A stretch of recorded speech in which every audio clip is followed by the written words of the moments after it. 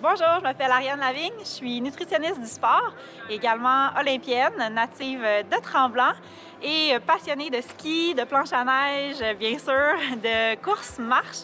Donc, je suis là aujourd'hui pour vous donner quelques conseils nutrition pour le 24 heures de Tremblant.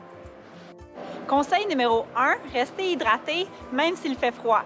L'hiver, on transpire peut-être moins, mais on perd beaucoup d'eau via notre respiration. Donc, super important de boire suffisamment avant et après votre lait.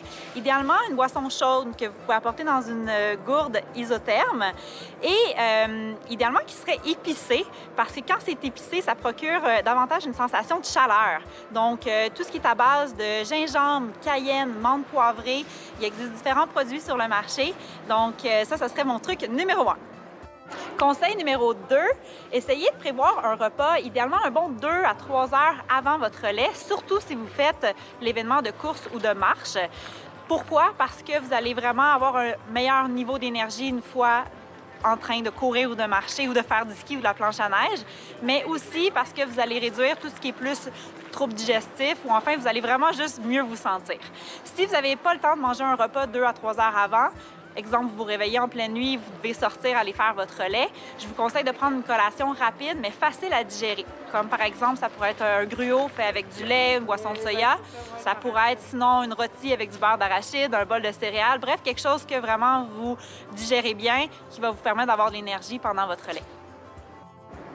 Conseil numéro 3, si votre lait dure plus qu'une heure et demie en montant, je vous suggère de planifier des collations pendant le relais. Ce qui veut donc dire que si vous prévoyez arrêter à la zone de ravitaillement, vous pouvez aller chercher des boissons chaudes comme du chocolat chaud, thé, café, il y a des fruits également, des boissons énergétiques, de l'eau qui va être disponible pour vous. Mais je vous conseille tout de même d'entraîner avec vous, sur vous, dans vos poches. Donc, ça peut être des compotes, des fruits séchés, ça peut être des barres énergétiques comme la marque Clif qui sont plus à base de glucides ou les barres de fruits qui s'amènent très bien dans les manteaux et qui ne vont pas trop devenir durs, surtout si vous le laissez à l'intérieur du manteau.